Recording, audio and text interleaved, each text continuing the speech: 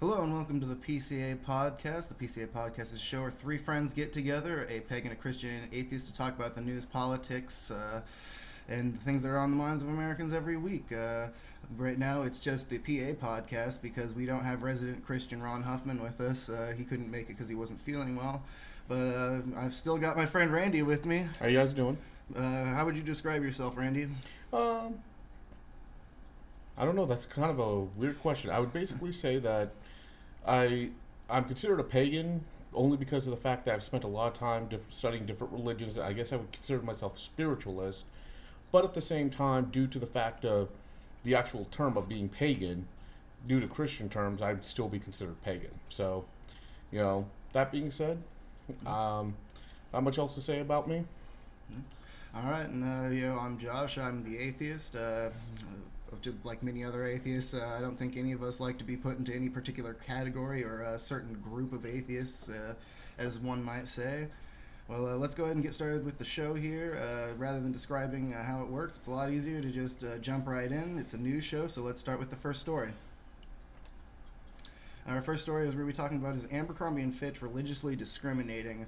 Now, recently, a court case went to the Supreme Court with Miss Jessica Aloof, or Alouf. I'm not entirely sure how that's pronounced, but I don't want to insult the poor woman. I'm not going to try. I'll probably butcher the name. So the person's name here, Jessica, I apologize. I cannot try to pronounce her name and butcher it. I apologize. Well, she was recently denied a job at Abercrombie & Fitch when she applied a couple of years ago at the age of 17 because of her headscarf, or traditionally called a hijab. She wasn't, she made a statement to the news saying, "I learned I was not hired by Abercrombie & Fitch because I wear a headscarf, which is a symbol of modesty in my Muslim faith." She said after oral arguments had been presented to the court on Wednesday. Now, I have to say that's kind of an interesting thing to me that she wants to show her modesty at a store where people are shirtless and wear six-packs, in a store that sells debaucherous clothing. It's kind of like going into a topless bar and being like, I showed up looking modest. This is a symbol of my modesty. Hire me. I honestly cannot say anything about that because I've never been to an Abercrombie & Fitch. Because of the fact that the cost of what the clothes are, even if, from what I've heard the owner of it say, was that it's not meant for bigger people like myself and you. Right. So, yeah. I don't go in there. Plus, I've heard the prices are very, very high. So for me, I can't really say that what's in there and how they run things. But from what I have seen, the people there are people who are thin build. And but you've seen what's on, you've seen people carrying the bags in the store. Yeah. I mean, you see the kind of products you see who they purvey to, and that it wouldn't necessarily be a modest person who would want to shop there. Yeah, exactly. So for me, like I said, I've not been in the stores.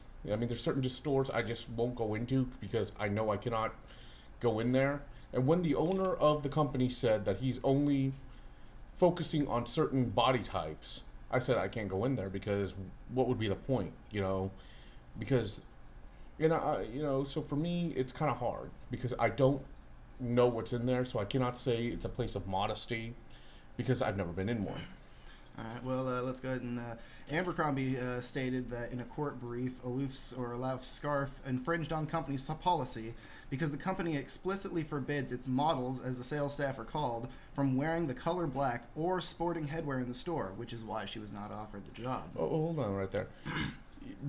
So basically, they've just said it right there. They've just said it in that last word, in the words you just said.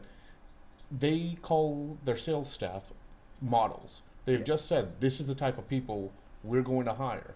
And models have a certain look. Yeah, and models have a certain look. So therefore, she's talking about modesty, yet it's a place where people are modeling themselves. So it's kind of like a catch-22 right there. And modeling is almost, goes hand in hand with not wearing clothes almost. Yes, more than being much. Modest and putting on more clothes. Yes. So, Aloof had been cautioned not to wear black clothing. I don't know who, it doesn't say in the article who cautioned her not to wear the black clothing to the interview, but nonetheless wore a black headscarf even though she had no religious belief that required her to wear black. Abercrombie's brief reads, "An applicant or employee cannot remain silent before the employer regarding the religious nature of his or her conflicting practice and need for accommodation, and still hope to prevail in a religion accommodation case." Okay, give me 1 second. So let me understand that the situation was the company is explaining that you cannot remain silent about your religious beliefs. You have to let them know. Yeah, if you show up to the interview and you say, I know you have a company policy that says, for example, people may not have beards, perhaps, and if I show up to the interview, I would have to declare to Abercrombie, I need this beard because of religious needs. But if I don't declare that and just show up and don't say anything, just expect them to know, then that's not their fault. Yeah, and I kind of agree with that one. Is if there was something going on, like I've known guys who wear beards because they got a doctor's note, but they, even though the company forbids it, because they were notified about it by doctors, or if the religion states that, but the religious belief that she has does not require her to wear black colors, according to what the article says, and yet it seems like she was kind of like putting the cherry on top, I'm gonna wear this headscarf and I'm gonna wear black and you can't stop me. Well, I don't know enough about the religion to know whether or not that they have to wear certain colors on certain days. Like, I know in certain religions they have like certain colors they have to wear. I mean, it's very rare, but they do have them. So, I mean, the day she got into the interview, she might have had to wear black, but then again, since I do not know about the religion enough, I cannot say whether that's acceptable or not. But if the source I have here from Vice News is to be believed, it said that she had no religious belief that required her to wear black. Okay, so in other words, it's basically she just did it anyway. Okay. Yeah. The Equal Opportunity Employment Commission, who is representing her in her case, argues that it's unreasonable for Abercrombie to burden potential employees with the responsibility of filing a notice of need for a religious accommodation request, particularly when the company didn't make it clear she needed one for its no head covering policy. Well, I'm going to say this. I mean, it's kind of hard because, I knew a company back in my hometown of Poway in California, close to Mira Mesa and Miramar. There was a restaurant there that literally was asking on the application, what is your religious preference? What is your religion? And people would be, they got into big trouble for that because they were discriminating against certain people, based on that. So when you're saying that there's an accommodation, first off, if you're going to an interview, whether it be court, whether it be, EEOC, labor board, whatever, if you need somebody to, you need to notify them ahead of time if you need like a translator, or if there's something that you might need, like, physical help to get you into the room, this and that. So if you're not notifying them about something that you may know, now the thing is, the question pops up is, did she actually take the time to read what was on the application, read what they were, these rules, when she applied? That's the big thing. I think she might have, because it said that she was cautioned not to wear the black before the interviews, implying that she may have known more about the rules. Two things could have happened. She could have made the mistake and said, "Oops, I forgot," or she could have done it intentionally to cause a stir. I do not know her. I do not know the full story, and sadly, unless we actually speak to everyone involved, in the court case and her themselves, we will never know the full story on whether or not she, because she says that she was cautioned, but the question was it a friend who cautioned her? Was it an employee who cautioned her? Yeah, I'd like to know that too. We don't know who cautioned her, so therefore we cannot make the assumption of one side is more wrong than the other because we don't have all the information. Yeah, but having to comment on what we do have, I'd say that if you go to a school and let's say, for example, you are Muslim and you can only eat halal foods, which is the kosher version for Muslims, and you show up to school and they don't have halal foods for your kid, you can't sue the school because you didn't inform the school that they needed that accommodation. But again, it's up to the person, and in your case, it's the parent's job to notify the school. If they don't notify the school and then something like this happens, the question is who's really at fault? Because the school doesn't know what was going on. They didn't know about the student before the student came in. They didn't know about the student's needs. So if the parent is not going to take the time to notify them, then it's not 100%. I'm saying not 100% one side or the other. I can't even be sure it's 50-50 on that one, because in this case she was informed, but again we don't know who informed her. She was just told to be cautious. So, but based on the information we do have, you can make a judgment call. But I'm kind of just trying to say at this point where it's like it's better to remain neutral, because there's more information that needs to get out before we can really make a full. But going on the information right now, I'll declare, I would more so side with the against or with Abercrombie at this point with the information available. I'm going to kind of say neutral on that, because again, I need to know more info, because some people will take it as, oh, you're choosing this side because of this reason, you're choosing this side for this reason. Well, I'm going to say, obviously state it. I do not have enough information on this to see, and especially because we were not told who was the one who notified her. Because if it was a friend or a relative, that could have been taken as a joke. That's different than a representative of the company. And like you said, as a representative of the company who said it, then that means there should have been more substance put into that. But again, we won't know who's the who did that. And by the way, if I'm not mistaken, the person that denied her the job was just a regular employee at a regular store who was 23 at the time. Samantha was 17 at the time. So the person that fired her is no longer working with Abercrombie, and they stopped working with them a couple years before the lawsuit really got into full swing. Okay, so the person who terminated her was just a manager at the store, just a low-level guy. I'm going to say this because this is actually kind of important. When an employee makes a call like that and says, you're terminated because you're breaking the rules. First of all, I've had this happen to me when I worked at a McDonald's. Yes, everybody, I worked at a McDonald's. I'm sorry. We all have at least done one job we hated. I worked at a McDonald's, and my uncle passed away. I was told that, I told the manager I was going to take some time off to deal with the funeral. When I finally came back, I was told I was suspended for 2 weeks because of the fact of I didn't give him enough adequate time of when I was coming back. Well, the person that made that call didn't have the authority to tell me I was suspended. So what ended up happening in the end was that they assumed that I quit because I just never came back. Later on, I find out that the person who told me all this information about I'm on suspension, who was an assistant manager, didn't have the authority to say that because of whatever reason. That person was later on terminated. For this person to make that call of, I'm going to let you go because you're breaking the policy, Well, he didn't hire her in the first place because of the headscarf. He was the person that made that decision.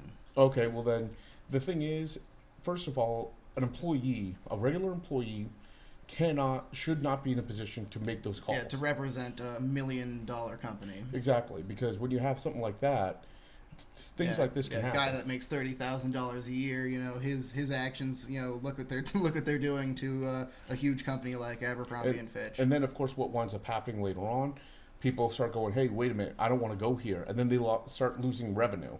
Because people are going to go, oh, well, these people aren't allowing certain people in here to get jobs and this and that. But again, the person who decided not to hire her, first off, if he was a manager, it's one thing. If he was just a regular employee and said, this and that, well, again, it could have been taken as he was trying to tell her this and that. And, she didn't even show up for the interview because he stopped her. Because he did, because there's a lot of things that could have gone on. So... Let's go ahead and go to the next story. ISIS smashes priceless Mesopotamian statues. These are 3,000-year-old statues that are a part of their own history. They are smashing them because they're not Muslim. We'll talk about more of the story after this clip.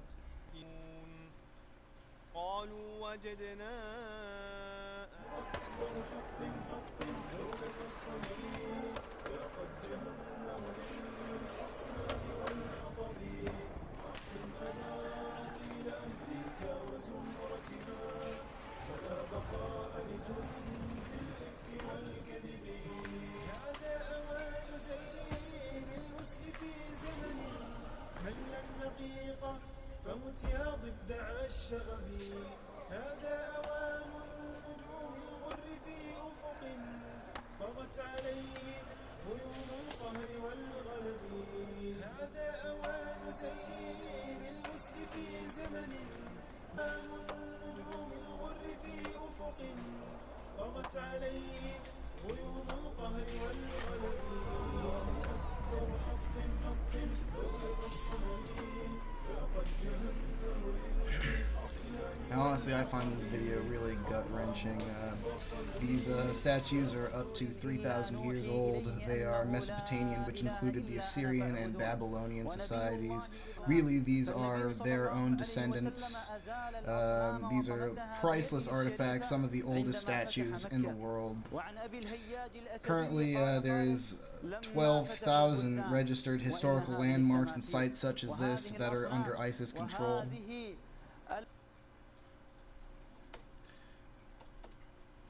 And let's see, hold on, looks like we got a little backtracked.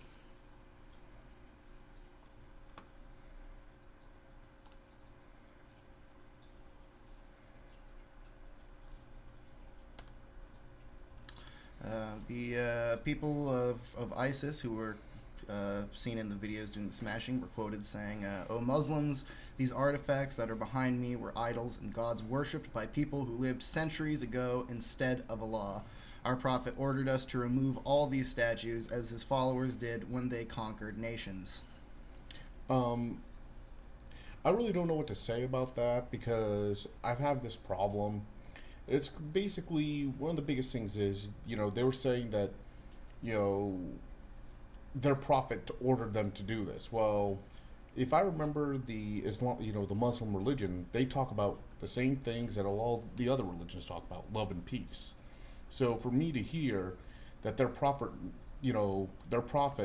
ordered them to destroy, historical artifacts based on that's from their own nation, because they're trying to conquer it, that kind of just shows me that I really don't know because I don't know enough about ISIS, but what I do know is from everything I've seen of them, they're basically, the Muslim community is pleading and saying, we are not like them.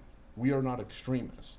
The problem is with the extremist groups, there's just, the line is very hard to deal with because they feel that what they're doing is right.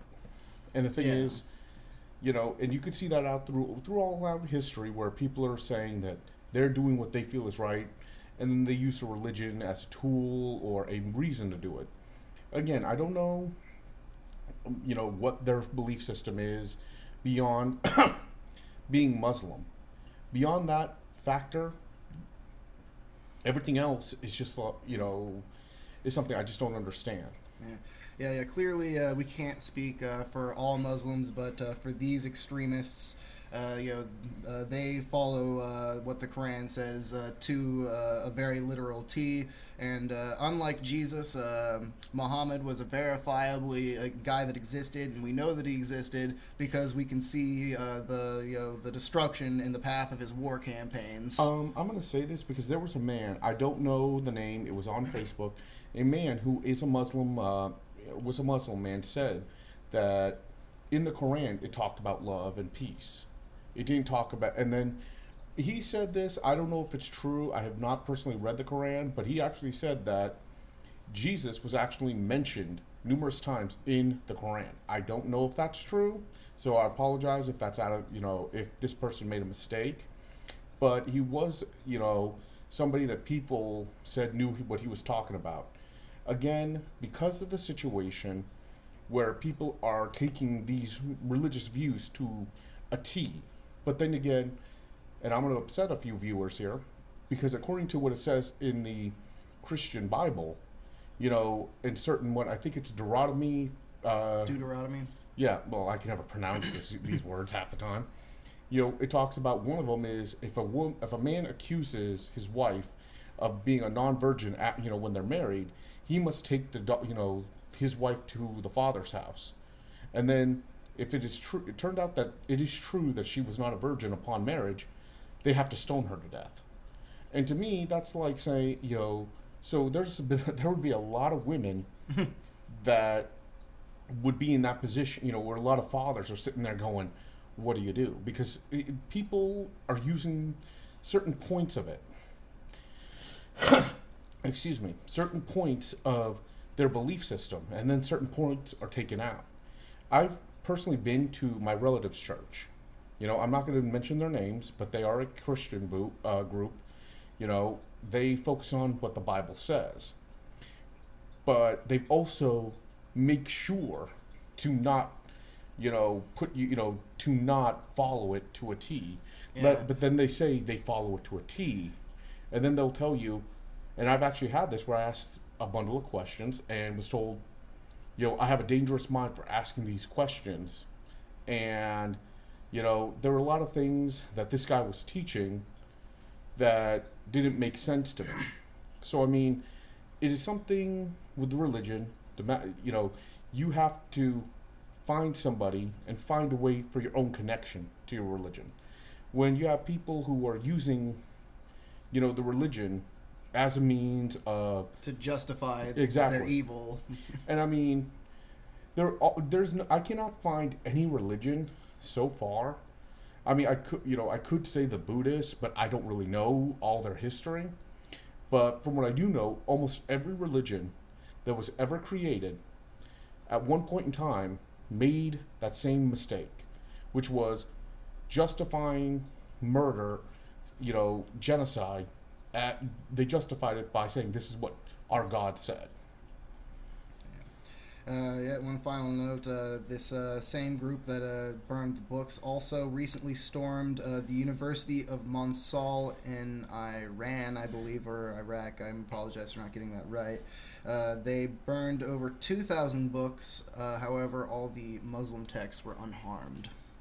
Well, So yeah, it's for obviously we can't preface enough that we're not talking about all Muslims, but these extremists, their goal is clearly to it's everybody needs to be Muslim or die is how these ISIS particular persons are thinking. Again, these are only for the ISIS extremists. We are not speaking of all Muslims. We cannot stress that enough. We cannot stress that enough. We're only speaking about the ones who are the extremists who are actually causing directly affiliated with this incident. Yeah, and directly involved in this incident, and some of the other ones, and mostly the ones we keep hearing about is always the ISIS group. Again, for anybody who's Muslim, please do not take offense to that. We're just simply stating we have no problem. This is not about your religion. It is about this extreme These group. individuals. These individuals. Thank you. All right, well, let's go ahead and lighten things up. I've got a lighter story ready for us. Okay.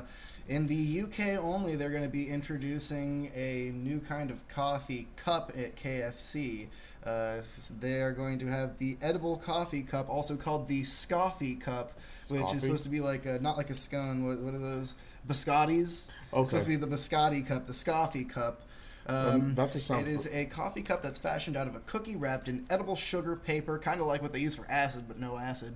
And it's fortified with a layer of heat-resistant white chocolate that helps keep the cookie crispy and your coffee hot.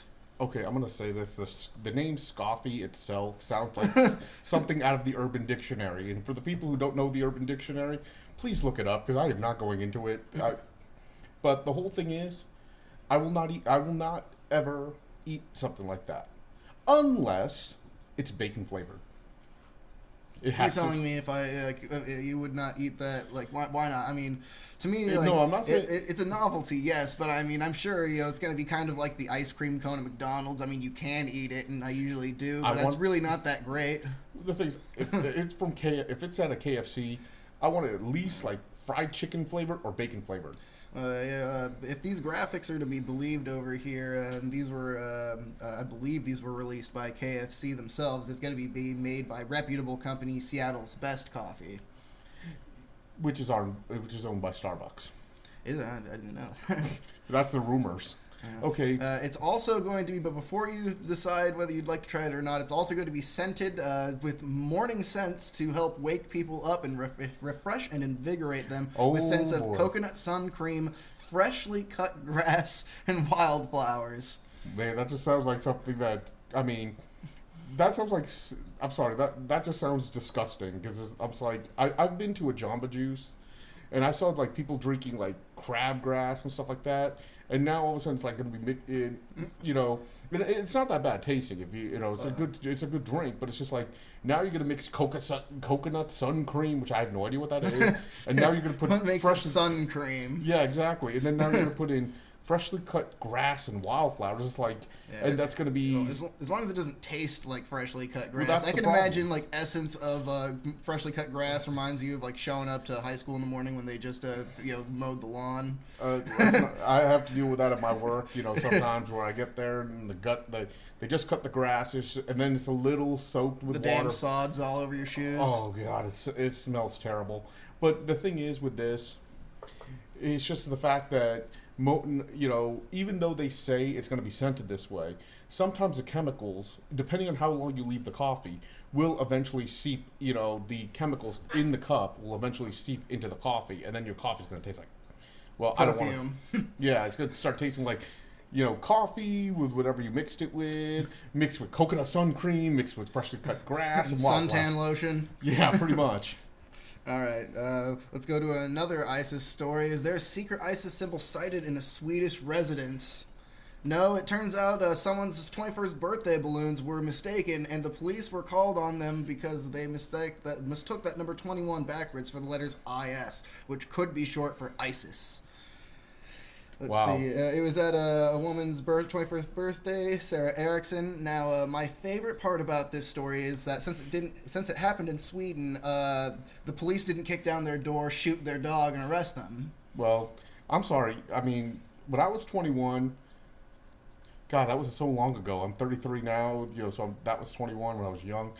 I would have loved because no matter what, you can always go around and tell your friends, hey, because of a misunderstanding, you know, even if they don't even say the misunderstanding, the cops were banging on my door on my 21st birthday.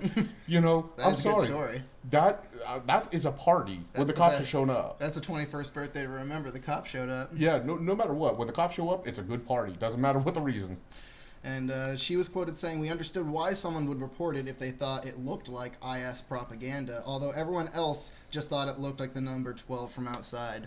They asked me to take down the balloons to avoid further misunderstanding. We laughed some more about it, and they wished me a belated happy birthday." That's so nice of the officers. That's...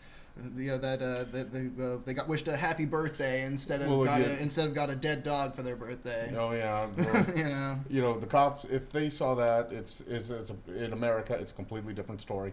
I honestly would love when I was younger. They would have SWAT raided it. Yeah, I mean, I would have loved to have the cops knock, even just for them to knock on my door to ask, say, "Hey, turn down the music" or something like that. That is always going to be a good party. That is going to be a memorable 21st birthday. No matter what happens, and no other friend of hers is going to be able to top that, or him, whoever the person's birthday was for. Yeah, it was definitely the most dangerous party in Sweden. Oh yeah, I wish I was there. According to Senate Bill 277 in California, it would the new bill, which will be voted on in the end of the year in 2016, or the presidential ballot, will require mandatory immunization in public schools.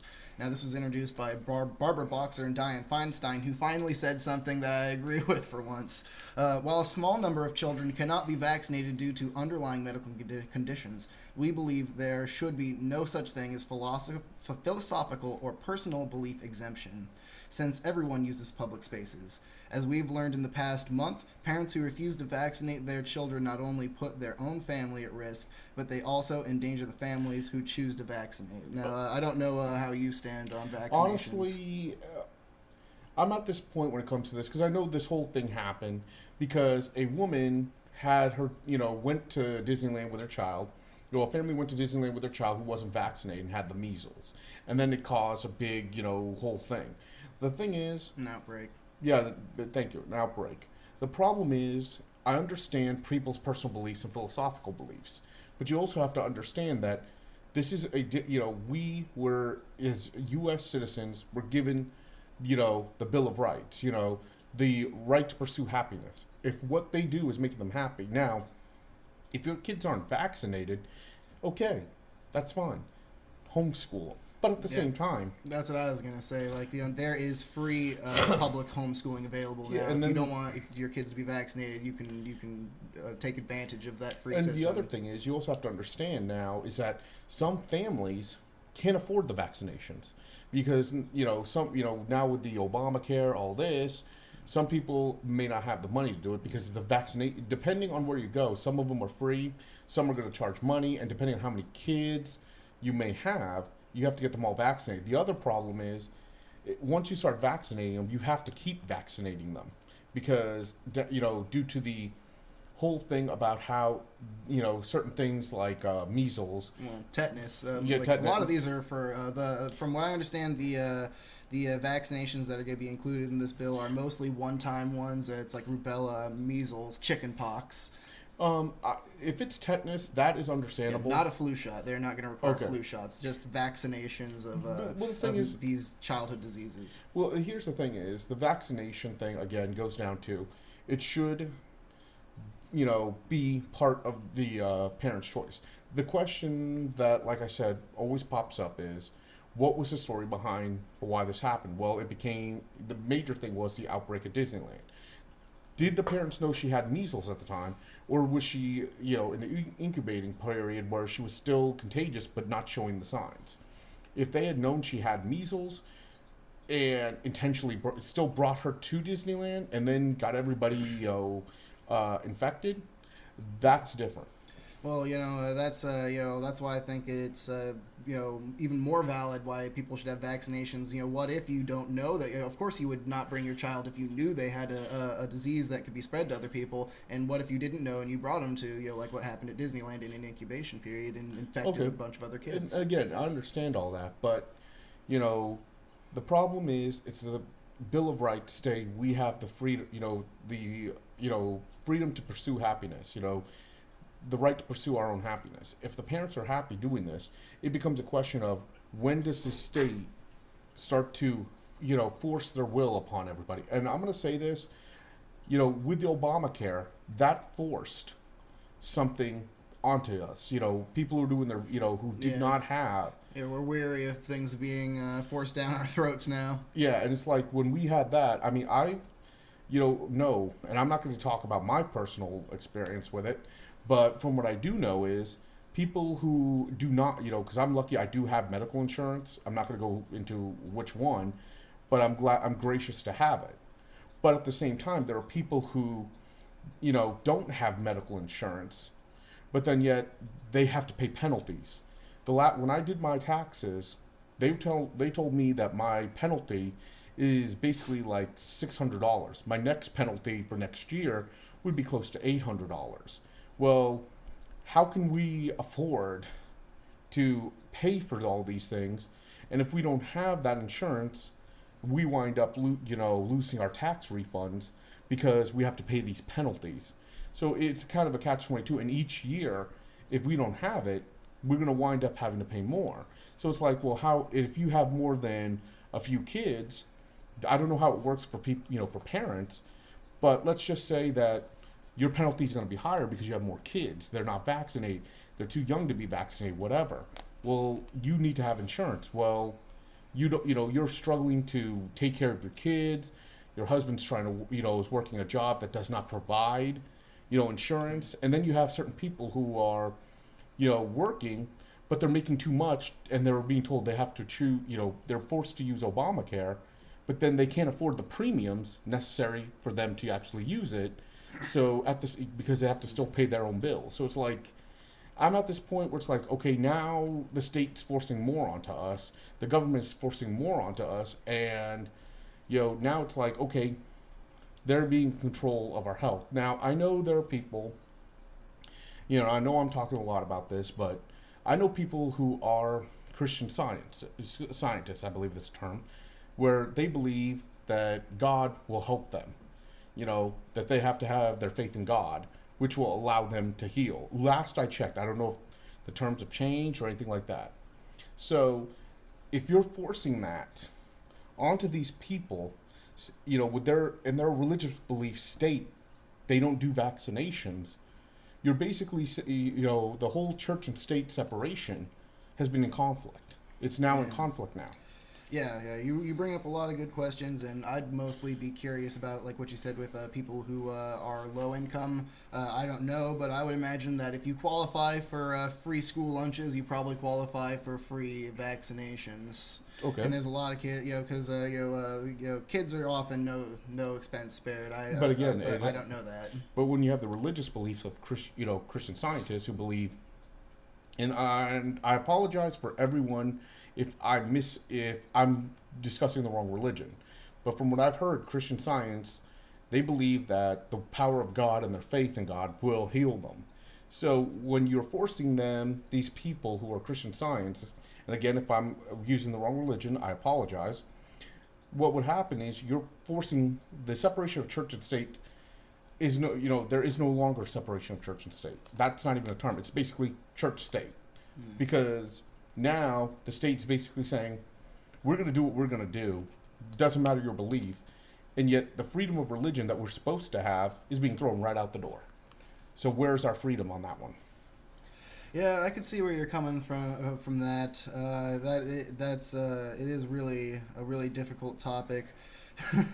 And it really does leave me for a loss of words, because it's so hard to say, we want people to have all this religious freedom, but on the other hand, when we drafted the Constitution, we didn't, things like vaccinations didn't exist, and maybe things would have been different if they were, but I'd like to go ahead and move into these statistics here. I really like this provided by NBC News. I like them because I found it quite shocking just how many people weren't vaccinated.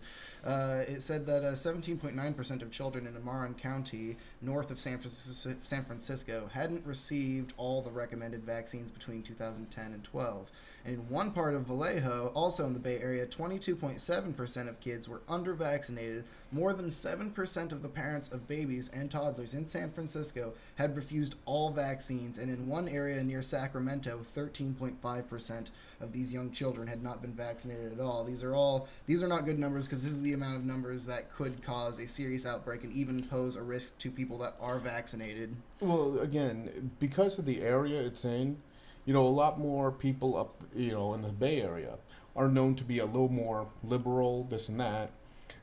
That is scary numbers, in my opinion, because, and the question is, why are these kids under-vaccinated? Why are the kids not vaccinated? And are these kids going to public schools?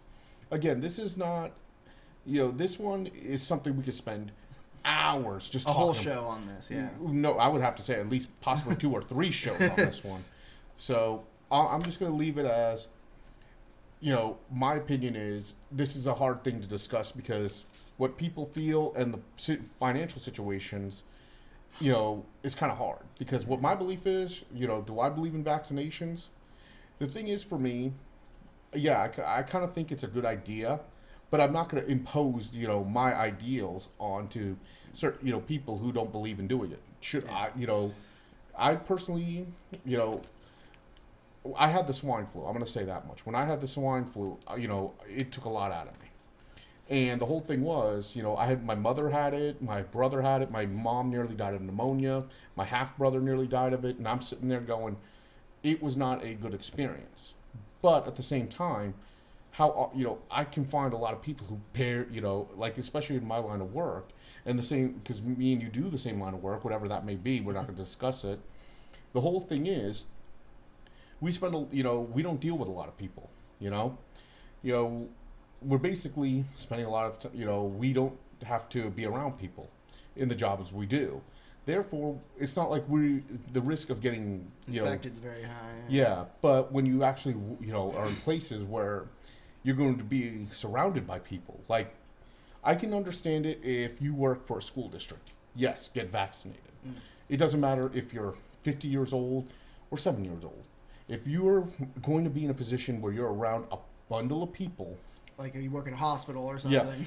No, the hospitals is mandatory that they all get vaccinated. Yeah, I forgot about that. It is Is true. because I've known people who are nurses, I know doctors. They they all have to get their vaccination due to the fact that they don't want to get Yeah, infected. they're exposed to it constantly. Yeah, and they don't want to spread it out to other people. Yeah, well, like from what I've seen, there's two main camps of people that are disagreeing with this. You covered the people who religiously object to it, but I don't know this for sure. But it seems like the larger and louder group that is objecting to this are the conspiracy theorists, as I like to call them, that believe that these vaccinations are causing autism and I'm not things gonna like lie. that. I've heard of that. I've seen articles on that. The problem is, I could say, my personal beliefs. But here's the thing about the conspiracy theorists. Hell, there was a giant conspiracy about Dave Chappelle. I don't know if you heard about this.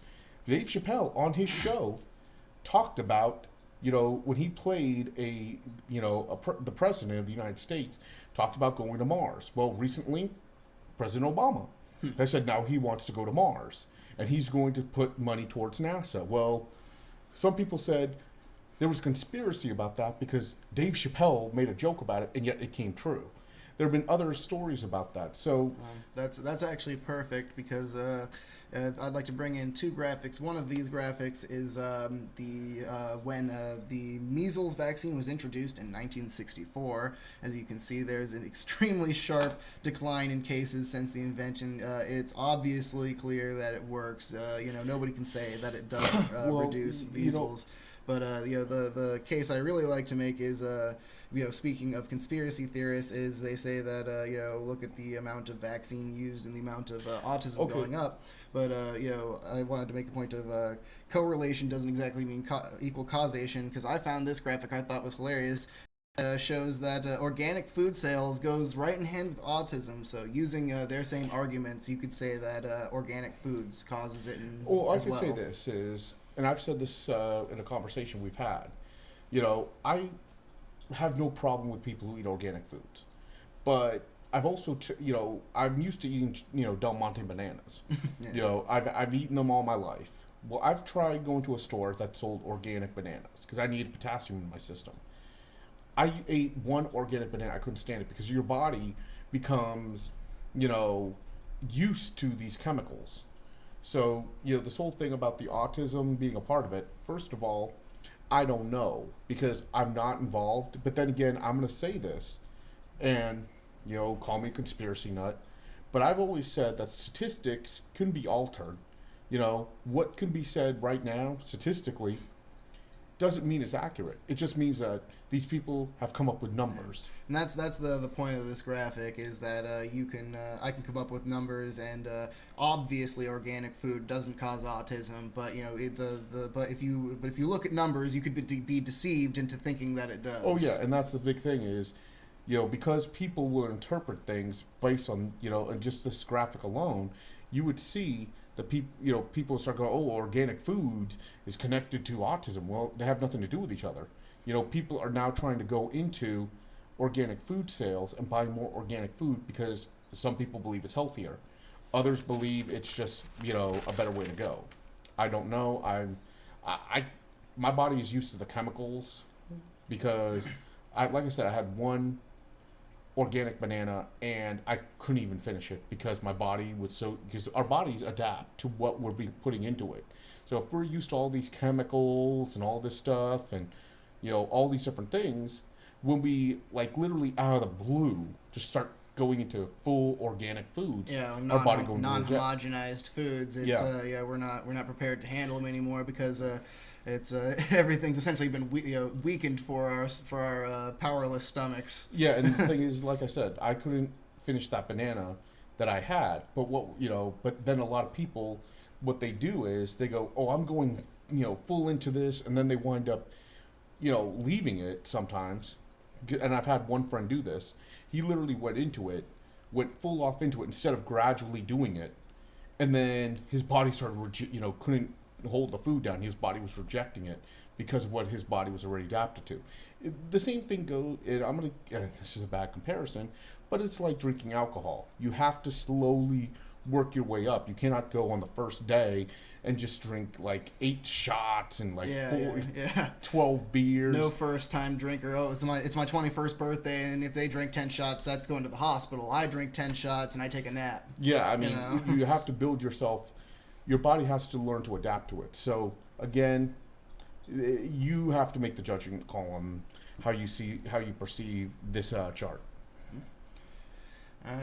Recently, Korea lifted a ban on adultery. This ban has been in place since 1953. The law was introduced to empower women because at the time they were not financially independent.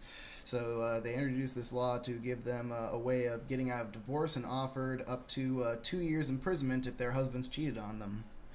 Now, recently, the ban was lifted. Well, since 1985, I have to cut you off. I need to ask this question. Now, you said that if somebody cheats, the husband goes to jail, or the wife, like whoever committed the adultery, goes to jail, or who? What's the deal? It goes either way, but the law was really made with the intent of cheating husbands. But if you're a wife and you cheat, the law does apply. It goes both ways. Okay, but the majority of people who were convicted of this crime were male. Okay. So since 1985, 53,000 people were indicted and 25,000 people were jailed. And that's all up till now. That's up until now. Now, recently they just repealed it in the Constitutional Court of South Korea in a 7-2 decision. It was decided to be antiquated and outdated and limited personal freedoms, which, I gotta say, I think that's pretty cool. Well, that's honestly, pretty forward-thinking. You I will have say freedom and all that. Well, here's the thing. If things are not working out with you and your spouse, and then you're forced to not, be in a position to leave them, because I think what you're saying was divorce was banned, that they could not divorce. No, it was adultery divorce was legal, but infidelity was a crime. Okay, that's different then. That's a completely different area then. Yeah. Yeah. Honestly, until the repeal, this was one of very few. I don't know the other ones, but there's only a handful of non-Muslim countries to prosecute for infidelity. I'm gonna say this right now. I guarantee. I'm gonna say it may be outdated, but here's the thing. And I now some people know this about me. I create a set of rules I live by. Rule number 8 was never cheat on your significant other. The thing is, and the reason why is because they married you. They're with you. They love you. They wanted to be with you. So why betray them? Now, in a way, I think that, and I might be one of the guys who gets everybody pissed off, and everybody's gonna hate me for this next comment. I actually think the U.S. should put this into our country, because how many to make it illegal to cheat? Well, here's the thing. How many people... I mean, if you get convicted of... not convicted, but if you are found to be guilty of infidelity, then your wife pretty much gets everything. That's kind of the same. Yeah, but here's the thing is, in there, it's like this, because then you have, husbands who wind up, with this infidelity. You have all these stories about husbands who are married. The next thing you know, he caused his mistress, to get pregnant.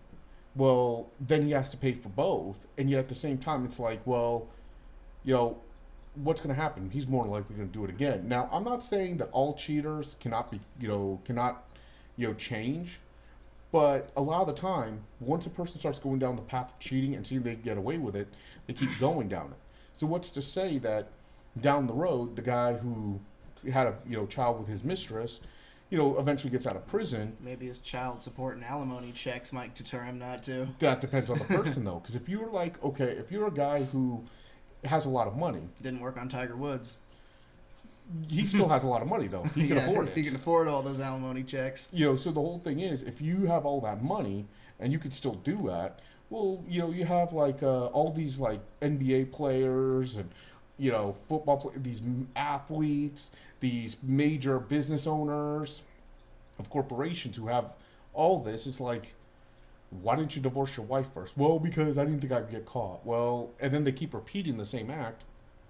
Well, and they keep doing the same thing.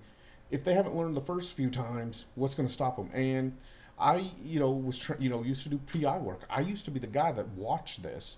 And one of the reasons I left the business was because the way I looked at it was, no matter what I was doing, whether it be cheating spouses, disability fraud.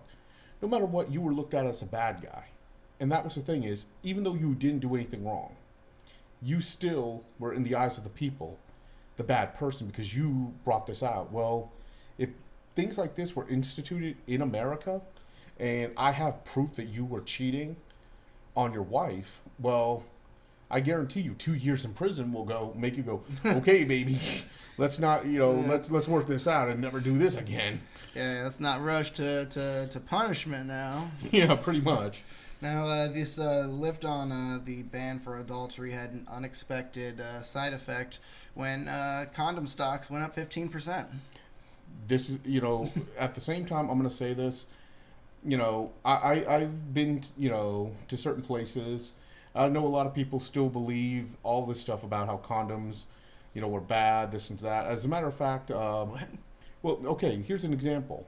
In the Philippines, there was an actual show where people were arguing about the religious beliefs, stating that if God did not want the child to be created, he would not allow the egg to, be fertilized. The egg to be fertilized by the seed.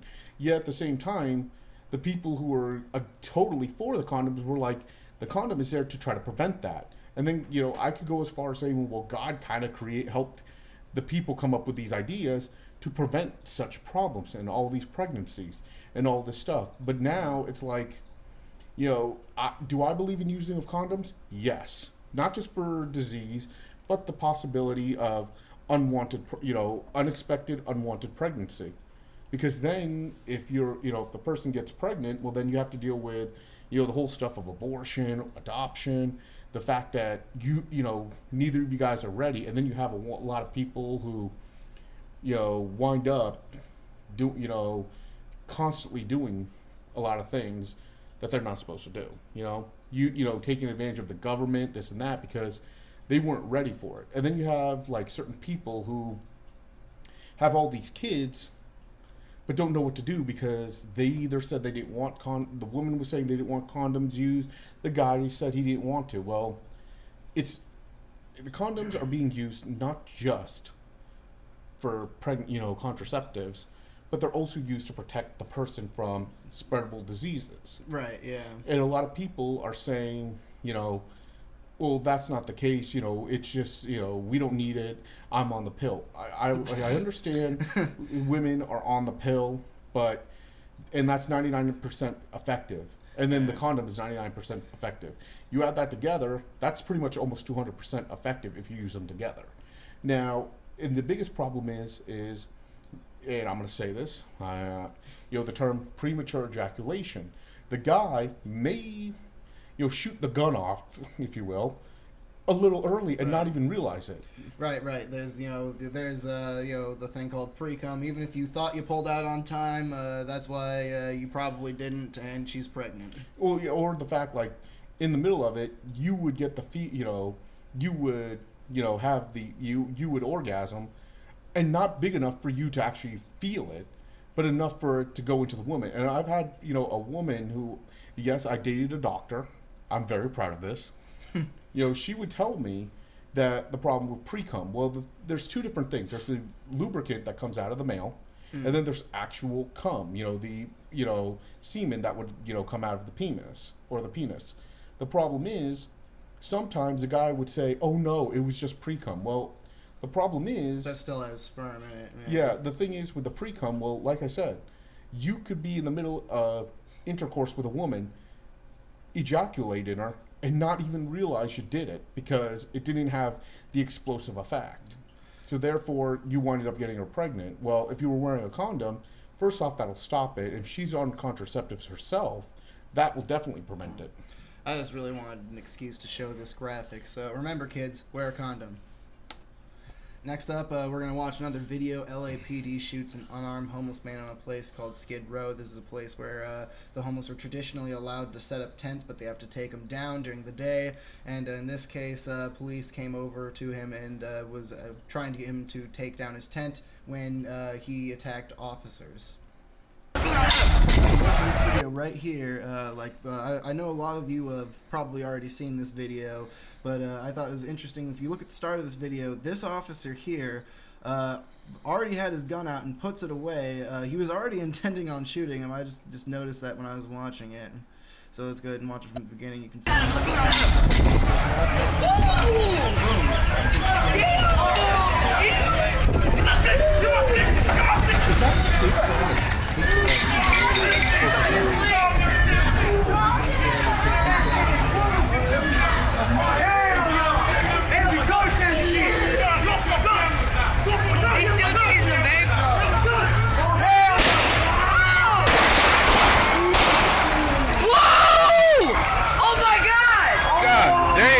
Play in slow motion again.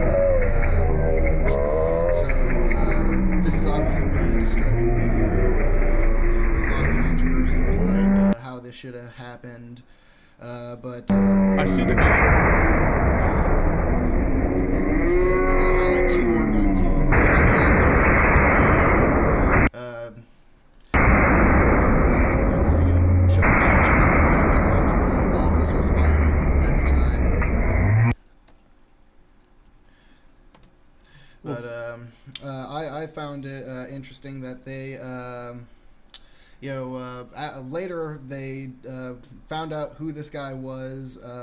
He was called Africa, but he claimed to be a French national called Charlie Robinet.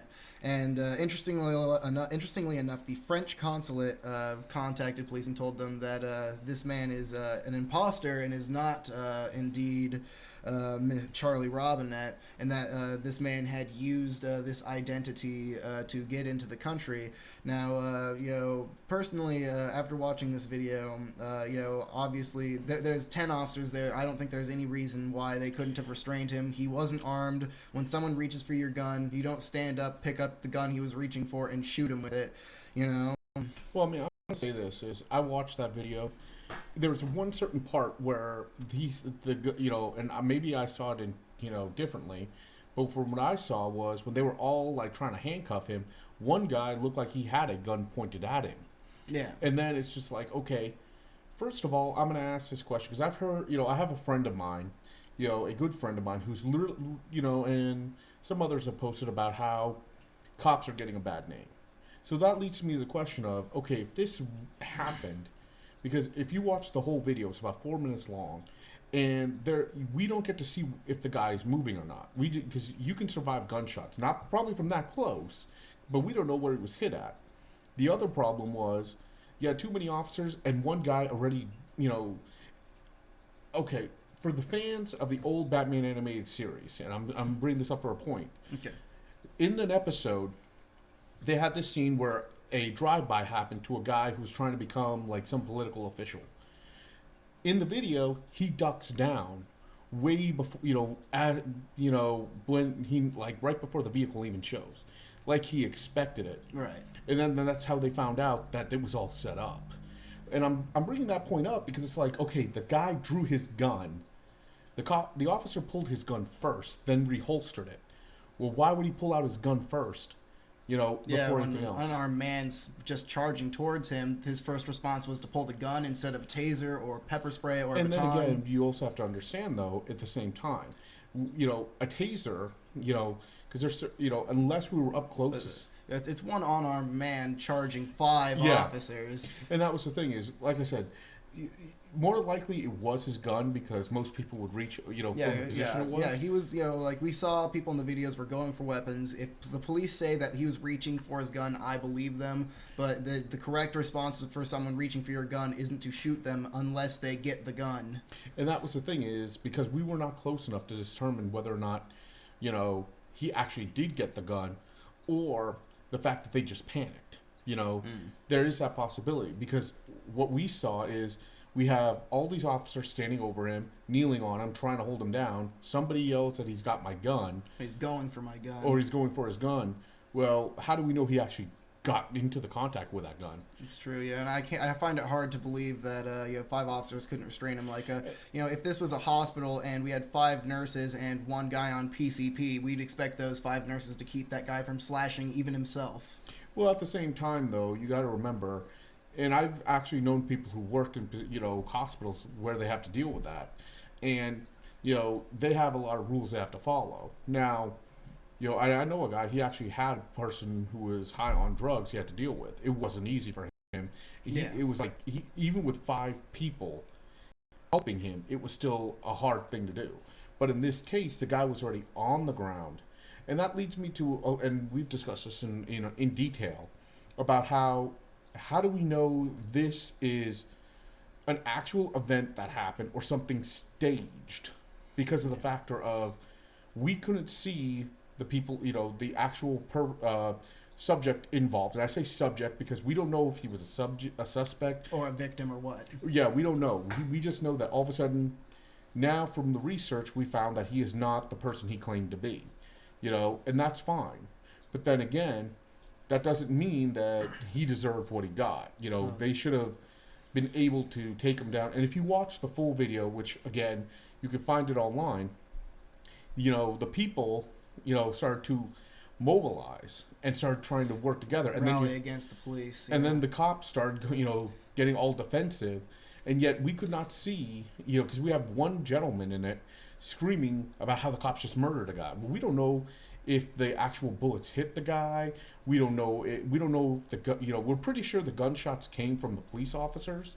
But then again, how do we know? Because it could have been somebody else who just shot it to try to cause a scene. We don't know. Yeah.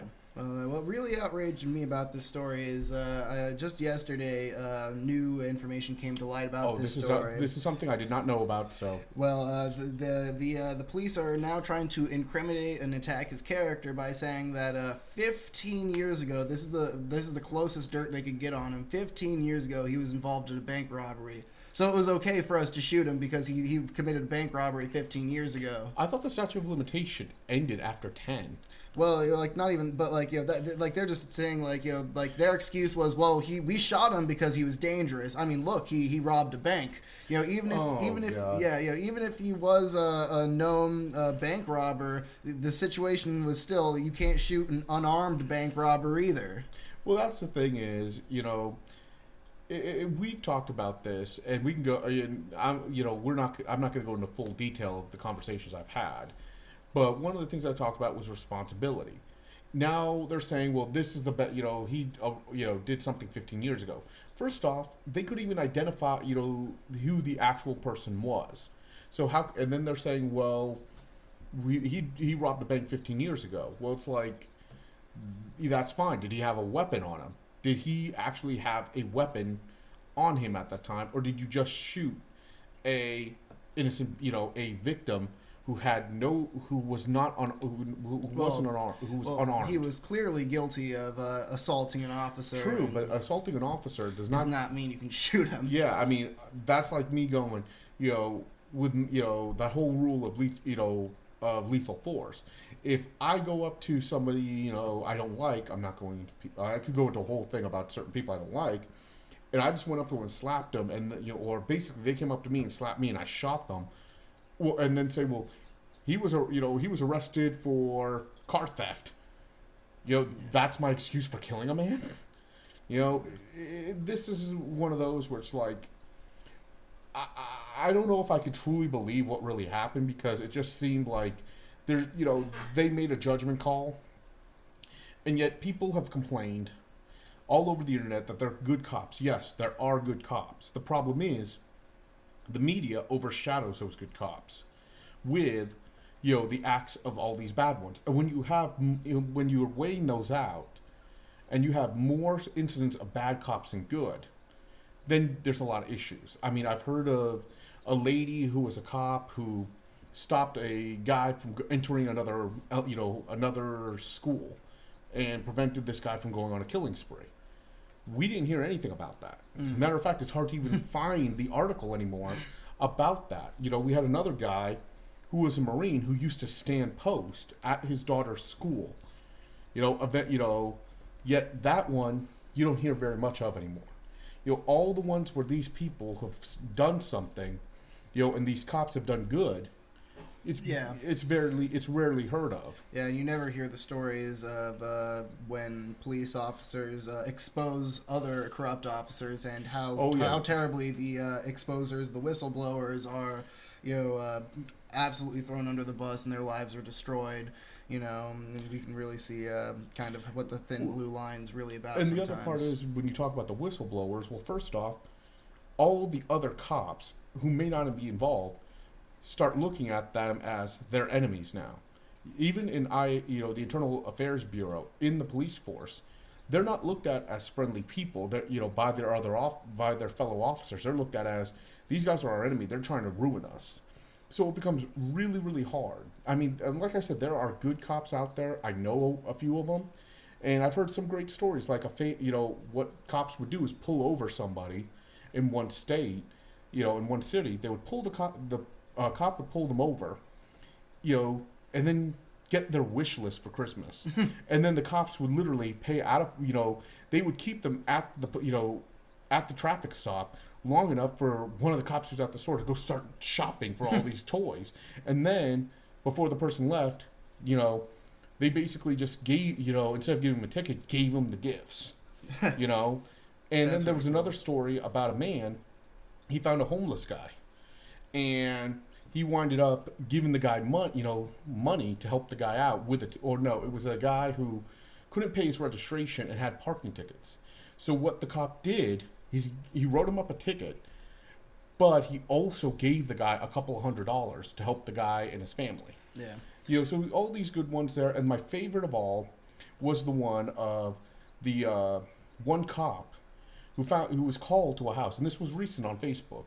And I know Facebook's not the greatest source, but it's hard to actually find these stories. It was a cop who was called, it was dispatched to a house because the kid refused to go back home. He refused to go home because his parents couldn't afford to give him a bed or anything. They couldn't give him a decent living. They couldn't even afford food. So what this cop did is not only bought the kid a bed, bought him a Wii, and constantly goes over on his days off to spend time with this kid. I mean, those acts of kindness are always being overshadowed by the acts of all these bad cops. Bad news is always the bigger news story. Yes. A similar story I always liked, one where I saw a story where a police officer pulled over a woman and instead of giving her a ticket for not having her child in a booster seat, he went to the store and purchased her a safety seat for her child. Yeah, that was a good one too. Yeah. So one more police story. I really liked this story about where a elderly man is pulled over in a classic car and is arrested wrongfully because the police ran the plates right. So many times when I talk about these stories and when I want to talk about, let me preface, there are good officers and I like the service that the police provides. But every time you bring up there's a few bad apples and even maybe a few too many bad apples, their response is always, well, if you just listen to the police, nothing will go wrong. I mean, if you just don't commit any crimes, then nothing wrong is going to happen. So let's see what happened to this man who was driving his classic car completely legally. Driver, remove your keys from the ignition and put them on the roof now.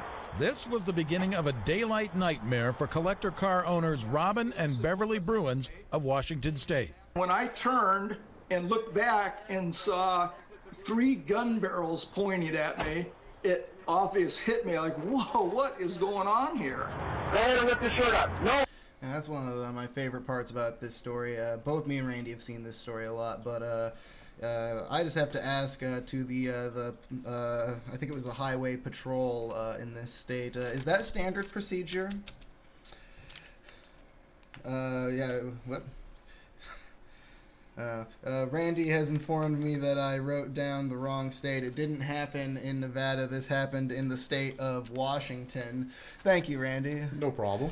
Oh man. I tried to keep it on the down low by writing you a note, but you wanted to bring it out there. Okay. I can't tell a story and read at the same time. Okay. Let's keep.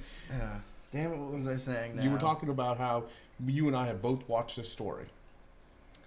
Yeah, but so to the highway patrolmen that work in Washington, thank you, Randy. No problem. I have to ask, is this standard operating procedure? In this story, they run his plates incorrectly, and they come back as stolen. So their response is to pull over the vehicle, and instead of making contact with the driver, 3 police officers pull guns on it and tell him to get out of the vehicle. So I'm curious, is that standard police procedure, police officers out there, when you come up on a stolen vehicle, do you always just pull out your gun and tell them to get out? Is that normal? I don't believe it is. The other thing that I noticed in this was that, in the story was, that'll be explained further, is the fact that they ran the plates, but because these were vintage plates, that caused the whole issue. And then when they ran the VIN number of the vehicle, the dispatcher wrote it in wrong.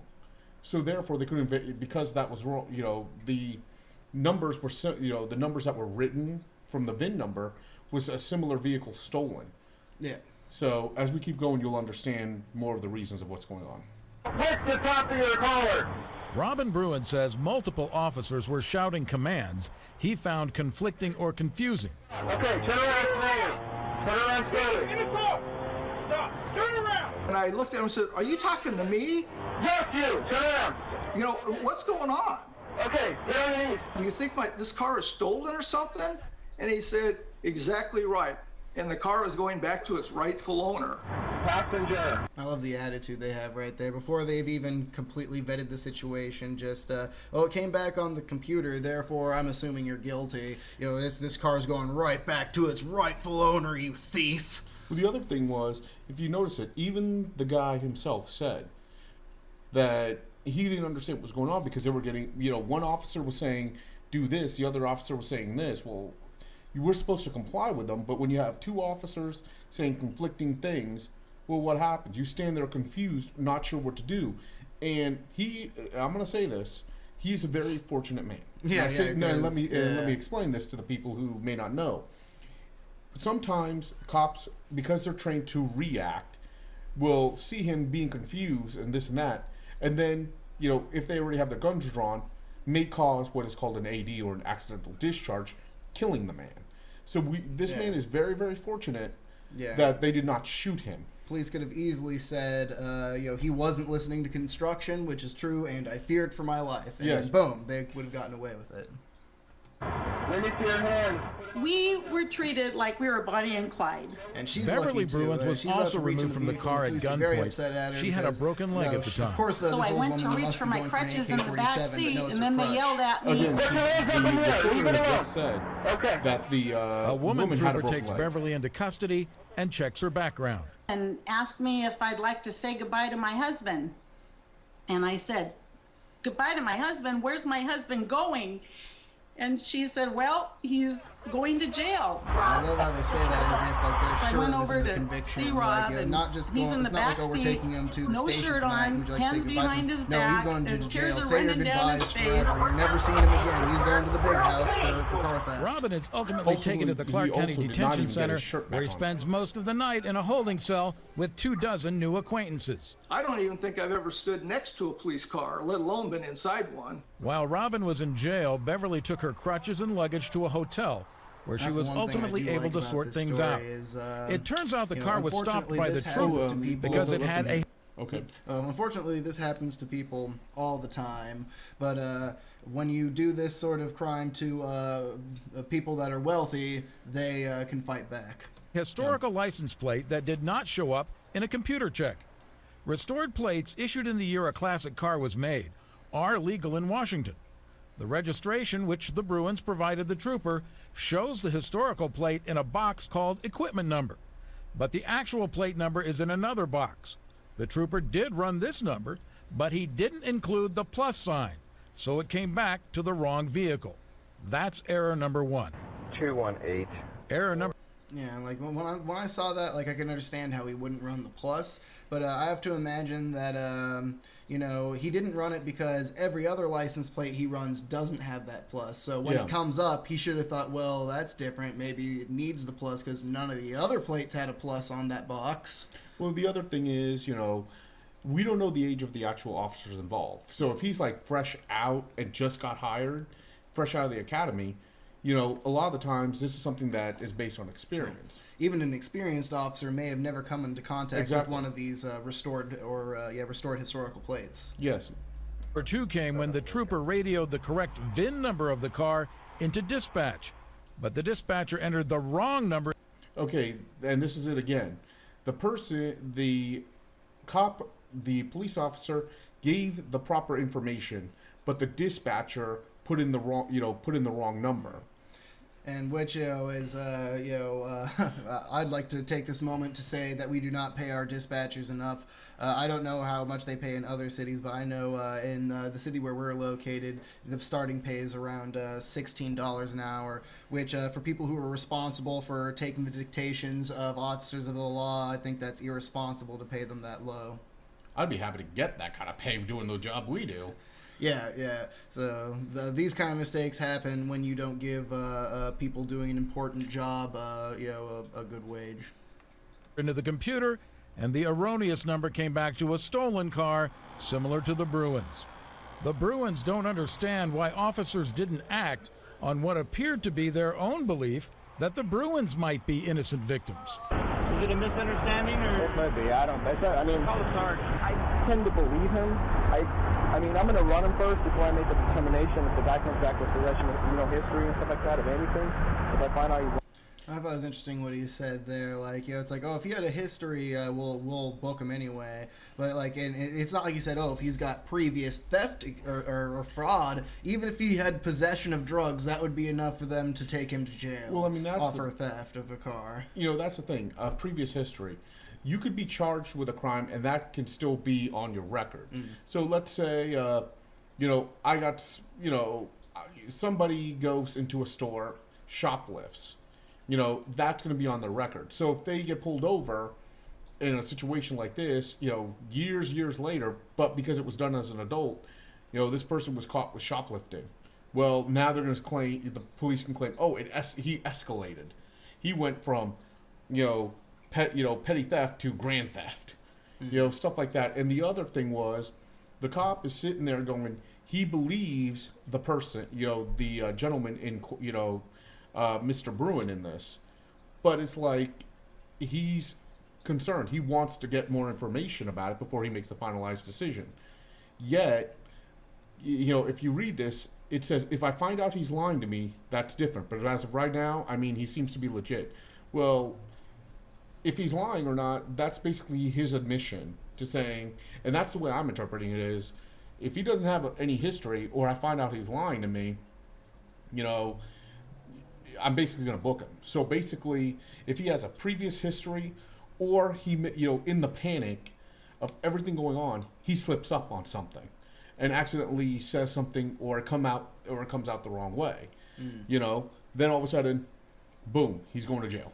Fine to me, then that's different. But as of right now, he seems to be legit. He was on the phone, talked to his supervisor, talked to the other officers when they got there, talked to another officer when we got to the detention center, and they all agreed that I should be behind bars. And that is just incredible. Robin was not this, this car thief. They knew that, and that's repeatedly on the video. You can hear them questioning themselves, yet they still chose to arrest him. And so the Bruins are suing the officers and the head of the NHP for civil rights violations. All they had to do was have one guy double check what the dispatcher numbers were, and the whole situation wouldn't happen. They should have used a better character judgment. Honestly, I've got to say this whole story would not have been a shock if the officers hadn't have pulled guns on them. If they would have went to the door and would have said, hey, this vehicle's reported as stolen, please step out, and arrested them and took them to jail, and this was all taken care of later, this wouldn't be the story it was. But since they pulled guns on them immediately, that's what the other thing big is, issue is. The owner of the vehicle is saying that everybody was saying he need to be behind bars. And the thing is, I can understand looks can be deceiving, but at the same time, it's like, okay, I basically commend them and say I hope they win, because the whole thing was, it was the dispatcher's mistake. They did not try to check any further on any of it. They basically went, this is it. They were all talking to each other and trying to figure out what to do, and they all decided he deserves to be in jail, and they actually said that. So for me, that's like saying, okay, this guy who, has no history is basically booked as a common criminal for driving, his own vehicle because they messed up. To the Bruins, I really hope you guys win, because frankly, what you went through was horrendous, And being elderly as you are, you know, that's too much stress that you don't need. And frankly, the fact that they treated you as such, as a common criminal for driving your own vehicle, and they all made the mistakes, that to me, you know, I am so sorry you experienced that. Yeah. But, you know, I'm horrified by how they treated this man.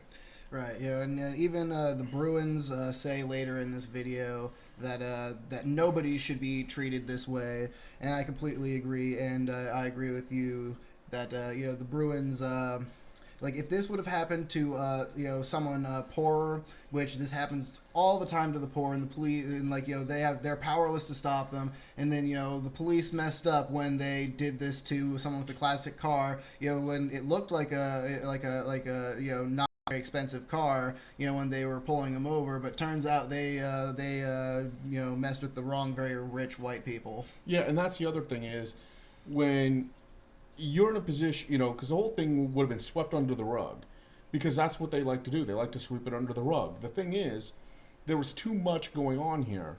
You know, he was pulled over for and they basically said, in their own mind, from the way, and this is based on what the Bruins are saying, was that the police officers said, you're guilty, and that's that.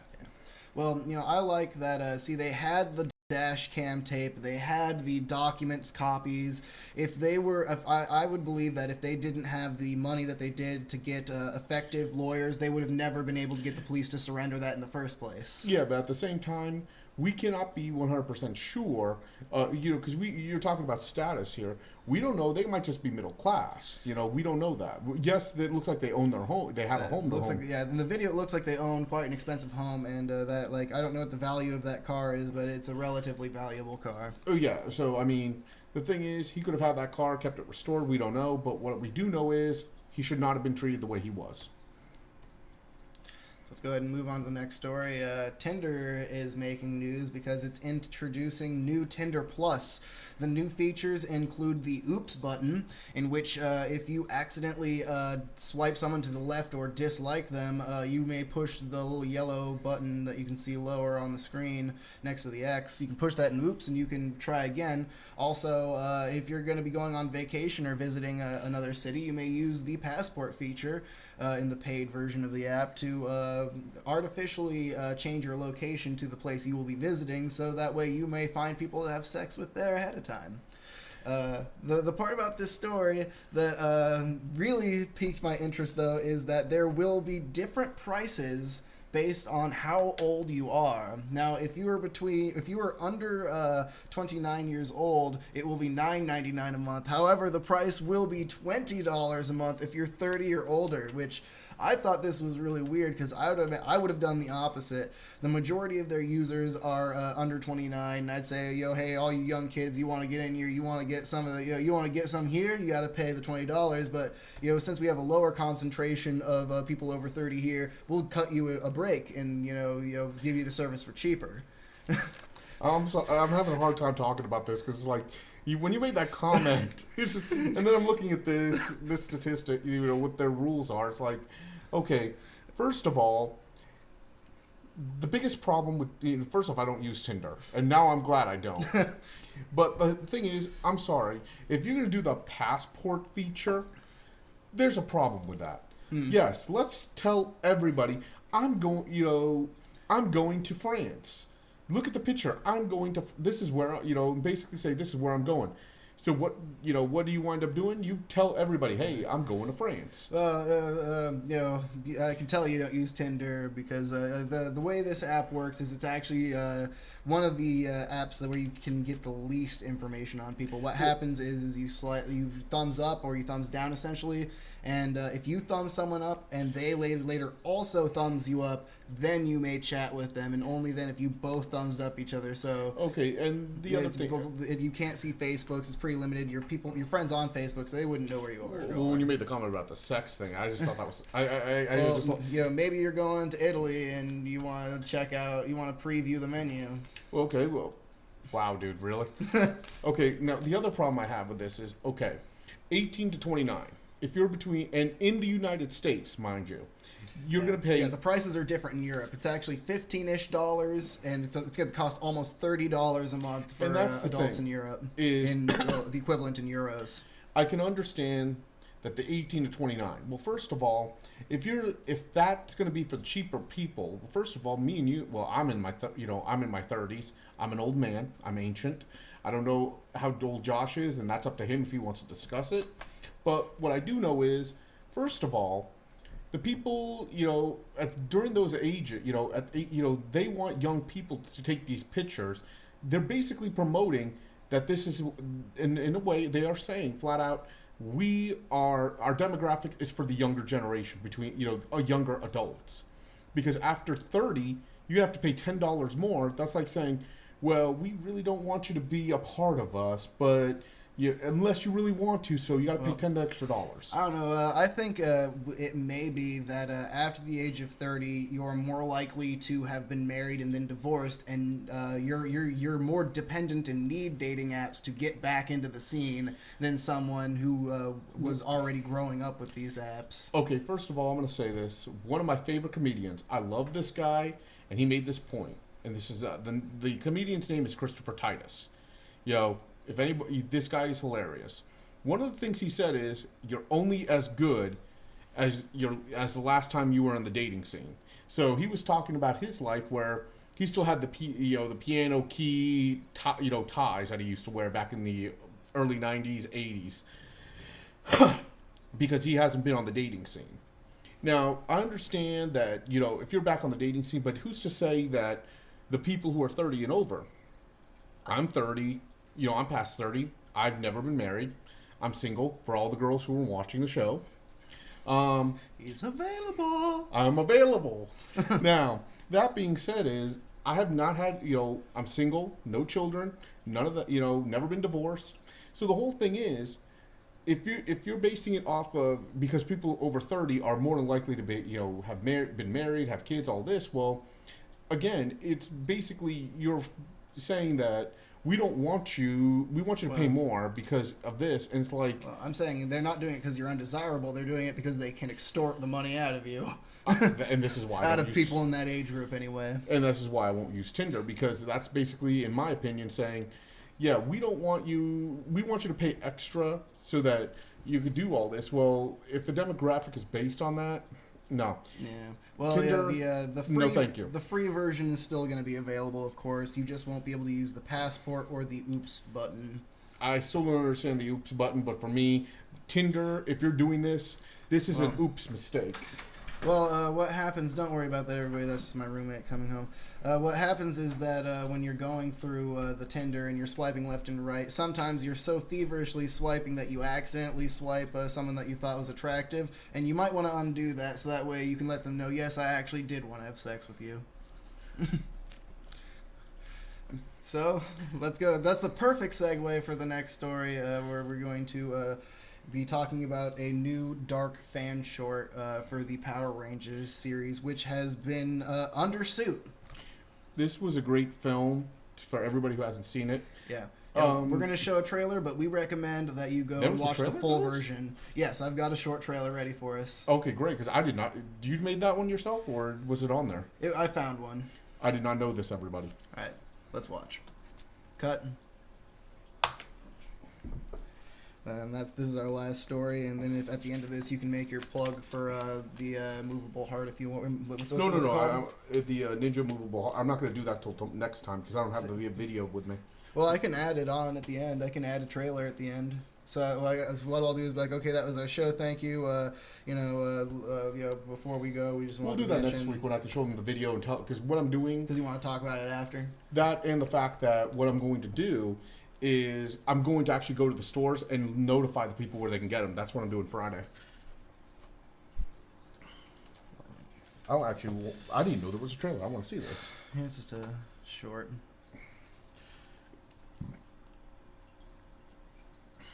God damn you again. It's really not Flash Player's fault. I'm trying to make this poor little laptop do all this work. Yeah, I understand.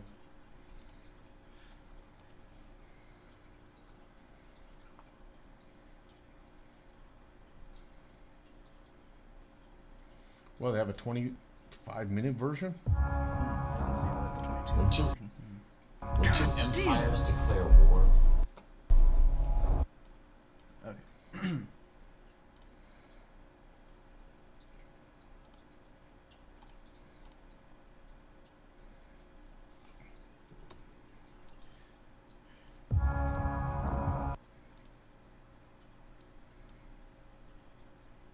Three, two, one. when two empires declare war, neither side is excellent. You're still a traitor, you worthless piece. We were children, asked to fight an intergalactic war against an enemy we'd never met.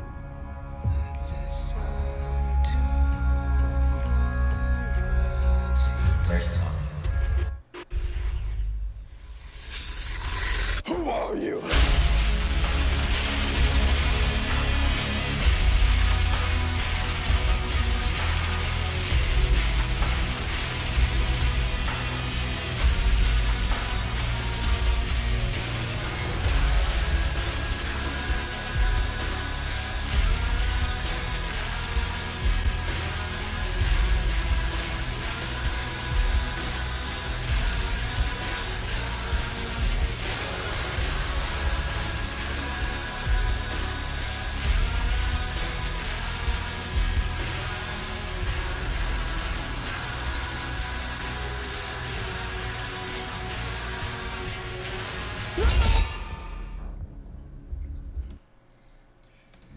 Alright, well, that was the trailer. It's in the news for being under suit. This is being said to be an important lawsuit because technically they shouldn't really be able to sue for this since this is a non-profit short, but people are saying that this upcoming lawsuit is going to set a precedent for high-budget fan films and materials. I'm gonna say this.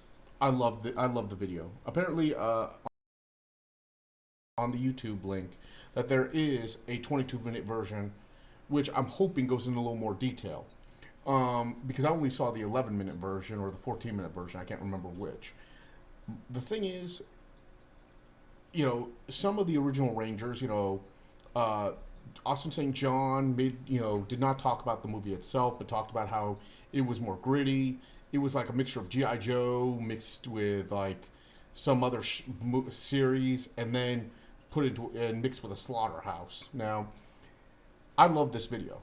Amy Jo Johnson, the original. Well, I cannot say the original Pink Ranger because in Japan, but the original American actress. Yeah, the original American actress to play Kimberly, Amy Jo Johnson, had said she liked it, but made the comment that she doesn't want to, don't tell Saban about it because if she does, if Saban hears about it, she's afraid she'll get sued too. Now, here's the thing about this is, and this has been updated, and this is an update from me, is that they actually now returned it because of all the things that went on. Because it had been taken off Vimeo, which is was taken off Vimeo, a very high-profile content-creating site. It was not only taken off Vimeo, but it was also taken off YouTube. It was hard to find the copies. I literally had to type in James Vanderbeek Power Rangers to get it into it. Now, the whole thing is, yes, this is not a version for children. Walter M. Jones said he did kind of like it. The guy who played Zach in the a U.S. version of Power Rangers. Jason David Frank, who played Tommy, said he did not like the cussing in this and that, but they did actually ask him to be in this film. I can understand his reasoning for not being in it because he's still a part of the Saban industry. And he's still part of the Power Rangers franchise. And he's actually trying to get into the new reboot.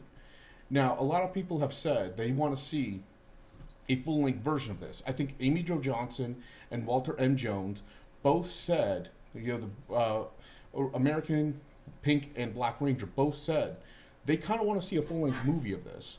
Now, I'd like to see one. This is very gritty. It's very dark, and I'm going to spoil at least the beginning of what's happened in it, is that the Power Rangers lost the war against the Machine Empire, which is what caused, what happened to happen. Now, beyond that, I'm not going to spoil any details, but it is gritty. It is not for children. And in the original version, there is, women who are topless in it. Nudity and There's drug use. Drug use. Extreme violence. Extreme violence, yes. And what made it great was the fact that when you were a kid, you're watching it, but as you grow older, you kind of want to see, okay, what would, a grittier version of something you love. Yeah, their backflips and gymnastic kung fu just doesn't do it anymore. We want more violent. Yeah, and the thing is, it's kind of like this it's like when, a lot of people watched like the Batman in the 60s, the Adam West version. A lot of people liked it back then. Tongue-in-cheek Batman. Tongue-in-cheek Batman. But as they got older, they want to see a little more darker version. And then Tim Burton, we thank you, created his versions of it with Batman Returns with Michael Keaton. It was a very dark version of Batman, but that's what Batman was. And then Christopher Nolan, again, another man I would like to thank for creating the Dark Knight trilogy. And that was even darker, but it wasn't as violent because in the Tim Burton films, there are scenes where Batman actually killed people, and a lot of people don't realize that, but there's a scene, there's two scenes I could bring up in Batman Returns, where in one scene he sticks a bomb of dynamite into a guy's shorts and throws him down a sewer drain, into a manhole. Another scene is where a guy's trying to, one of those fire breathers is just trying to, blow fire towards the Batmobile. He turns the Batmobile around and lights the guy on fire with the engine. I'm sorry, the guy did not survive that. But that's what made it gritty. As we got older, we wanted to see the darker versions of them. So this movie was great. I loved it. What I did not like was that Saban understood it was a short film. And even at the end of it, it stated, I did not make any money off this. This is a complete fan film. Blah, blah, blah, owns all the rights. Well, they tried to sue it because they didn't like it. And the big reason it became such a big deal is I know a lot of people... Well, it does threaten the paradigm of their children's franchise. True, but at the same time, look at Star Wars. Well, I mean, that's all true as well, but, it's not to the same degree. Imagine if you, as a parent, maybe you're not familiar with Power Rangers and you saw this new dark version and then you saw your kids watching it on TV... it's going to reduce sales of the children's version. This was why it was not put on TV. Even if it was released to theaters, it could hurt the children's Well, I understand that, and that's why it's that's why they have the rating system. If it made it to the big screen, and it says rated R, not to bring your kids in. If it says PG-13... but haven't you seen how many people brought their damn kid to 50 Shades of Grey? Some people were being denied. People you have to be at least 7 years old to go to an R-rated movie with your parents' permission, and people were trying to get away with bringing their 4-year-olds, being like, oh, they won't remember the movie. Well, the other thing, I remember when a lot of people watched the Watchmen movie. Now, I'm not going to go into the details of The Watchmen, but I know a lot of people were complaining. Everyone was really pissed about the big glowing blue dawn. Well, it wasn't that. It was the fact that these people, if you read the graphic novel, it's pretty dark and gritty. Yeah. The thing is, these people went to the film thinking it's a superhero movie. They were expecting the Amazing Spider-Man. Kind of a thing, yeah, the Amazing Spider-Man type kind of movie. Yeah. And they got their mind blown about, there's a whole scene in Watchmen where Owlman... They had to pull a box of tissues out instead. Yeah, it was a very... And I will admit, seeing that, the woman naked in it was very fun to watch, but it was just like, this is not a movie to bring to kids. Right. Now, and the other problem was, it led up to the question of fan films. What can you do about the fan films? Well, the whole thing is, I'm a fan of Star Wars. You got people like Dorkman and Ryan who are doing these lightsaber fights. And basically, those fights are pretty, not that violent, but they're pretty violent.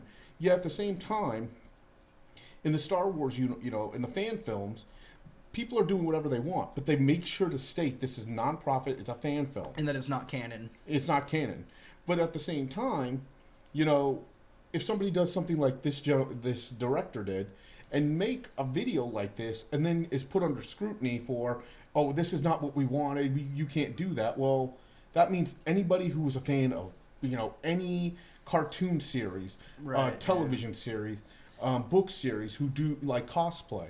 Oh, well, and everybody, I'm not going to lie, I am a huge fan of cosplay. If I couldn't afford to start making the suits, I would. I especially want the, Batman, the, Jean-Paul Valley version of the bat suit that he had in the Dark Knight or the Nightfall series. For everybody who doesn't know that, please look up Batman Nightfall. You'll understand. Now, the whole thing was, I'd like to make a suit like that. But then when you have people who are saying, well, you can't make these short films. Well, Right. you know, because we don't like it, and this and that. Well, You have to wonder where they're going to draw the line. 'Cause Exactly. I agree, like, because tons of people, like, let's take Harry Potter, for example. What about all the people that draw little memes and little comics using their trademark characters? If the people who were suing Power Ranger Saban wins, then couldn't those people also be under suit for infringing on copyright infringement? So Exactly. So of course, we are on the side of the creators of the short, and also would love to see a full length feature. And the other thing is, like I said, when it comes to cosplay, what's to stop them? Because a lot of people start doing it. Images of people sell images of their cosplay, and if you're cosplaying a trademark character and you sell those pictures, could you be sued for that? I mean, there's certain. I'm not going to mention any of the heroes of cosplay on that TV show. If you watch it, you'll know who I'm talking about. They sell their pictures wearing their their cosplay outfit. Prints of their Yeah, and the main person who's considered the ambassador, and again, watch the show, literally is going, one of the things she does, and these people do, is they have booths where they sell pictures of themselves, doing that, or they make new outfits. Well, what's to say that people who play League of Legends, well, you can't dress up like this, because we don't like how you're portraying it. Yeah. You did a mashup of like Link from Nintendo and Sonic from Sega, and we don't like that, Yeah, and stuff like that, or other things like, well, we don't want any women to dress up as Link because of the fact that, well, Link was a guy, so all these people who are dressing up can't do it. And then you have other people who want to dress up like Superman or Batman. Another great fan site for short films is Bat in the Sun, and yes, I'm giving credit to Bat in the Sun, who they've done great films, short films like the Superpower Beatdown, or I think it's Superpower or Superhero Beatdown, where they take like certain characters, like they had Wolverine versus Predator. They recently did a great one where they had Batman versus Darth Vader. They're mashing them together and having them battle. So and they're recently doing with Jason David Frank. Yeah, we definitely don't want any of that to be stopping anytime soon. And they're doing this great one with Ryu from the Street Fighter series versus Tommy, Jason David Frank, from as the Green Ranger. And they had a previous one where they had Jason David Frank as the White Ranger versus Scorpion. Now, one thing I see that fight. Oh, you haven't? It's a great fight. Here's the thing I couldn't understand was, and I have much respect for Jason David Frank. One thing I could not understand is this movie was gritty, but if you actually watch the actual fight between him and Scorpion in the Superpower Beatdown or Superhero Beatdown, one of them dies at the end of this, because there's always only one winner, and one of them dies. Now, there's two versions because they were so close. One, in either the alternate version or the real version, one of them dies. And for me, that's like, okay, and there's a little bit of blood shown. He can do that film and not complain. Yet, if he does the, live action, big budget, then that's a problem. And this wasn't even big budget, but he basically is against this short film when just for you, the people who don't know, the White Ranger versus Scorpion, the beginning of it shows the Scorpion trying to attack a woman trying to get information on where the White Ranger is. Then they had a giant fight. They have the alternate version and the regular one. Both of them die. You had Superman versus Thor. You had Master Chief versus Captain America. In the end of these things, somebody dies. Except Batman versus Deadpool, because Deadpool just can't die. Yeah, well, that's all the show that we have for you. One last final shout out for Ron, our fellow host. We miss you. We can't wait, and we hope that we get to have you on the next show. And we hope to see all of you next week. I'm Josh Atheist. I'm Randy the Pagan. Peace. Is it okay to talk?